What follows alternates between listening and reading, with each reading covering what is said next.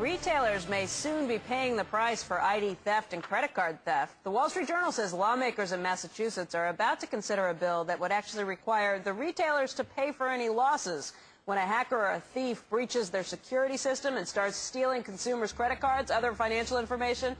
If this law is passed, it would be the first of its kind. It would put the burden of the company on other than the bank. If you're the store, if you're the restaurant, whoever gets ripped off, usually it's the credit card company or the bank that gets stuck with those losses. And this is something that is really becoming a huge concern because last year those losses topped $2 billion.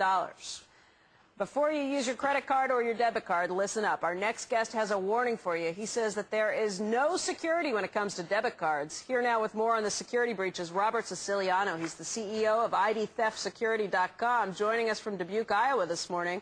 Sir, thank you for being with you. I'm thrilled to have you here because this has been an issue that's been scaring me and keeping me up at nights. People using their debit cards, what should they be worried about? Well, the fact is, hackers have really changed their motivation from seeking fame to now seeking fortune. And they're compromising ATM machines, the PIN pads at retailers, even where you pump gas, where you slide your ATM card through and punch in the PIN code, they're compromising those machines as well. And like we've seen with the recent TJX breach, they're even hacking into databases and downloading and compromising millions of debit cards and their PIN codes at the same time. Now that's the scary really, thing. If I use my debit card as a credit card, am I safe in that respect, or relatively safe? See, I recommend using a credit card over a debit card because when someone compromises your debit card, they're also accessing the cash, direct access to cash in your bank.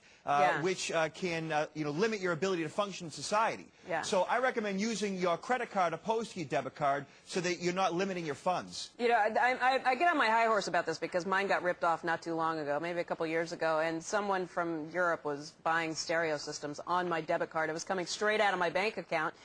If I'm using that PIN number, though, then they have access to anything that's connected to that?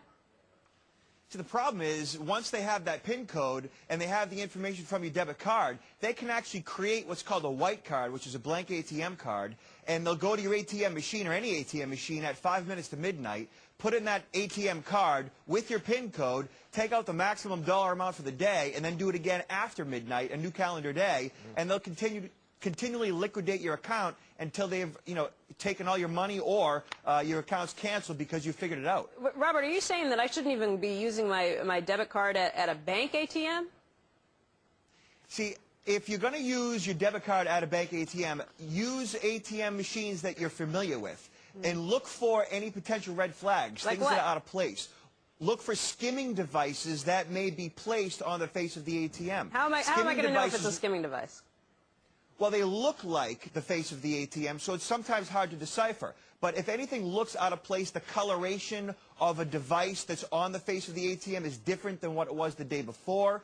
If there's any wires or glue or screws sticking out anywhere, things that just don't look right, don't seem right. So, sometimes these hackers aren't all that sophisticated in their physical operations. So sometimes you may be able to depict when something doesn't look right. So just look for red flags.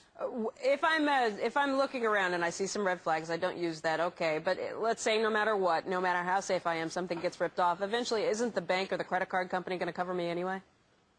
Well, when your information is compromised via a database, it's downloaded, it's hacked into, and they're extracting funds from your bank account. Ultimately, it's either the bank or the retailer that's going to suffer those losses and not the consumer. The consumer is going to face hurdles regarding getting that money back into their account in time and effort, and then maybe even bounce checks that had occurred while the money was siphoned out of your account. So more than anything, it's an inconvenience for the consumer. But it can be a pretty big hassle. Robert, thank you for joining us and scaring us this morning. I appreciate it.